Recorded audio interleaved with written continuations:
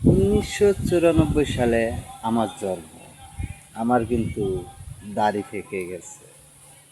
এই দাড়ি রাখনে আর দাড়ি পেকে যাওয়ানে অনেক সম্মান পাই।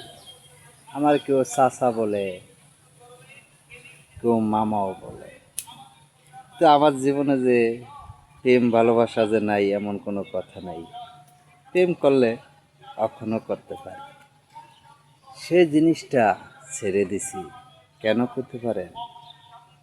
আমার বিয়ের বয়স 11 বছর, আমার মেয়ের বয়স রানিং 10 বছর চলে। আমার কন্যা সন্তান, এই কন্যা সন্তানটার দিকে চেতে যে এই চোখ দুইটা আছে না, এই চোখ দুইটা বাজে দিকে নষ্ট না করে কন্যা সন্তানের দিকে আদর ভালোবাসা দিই।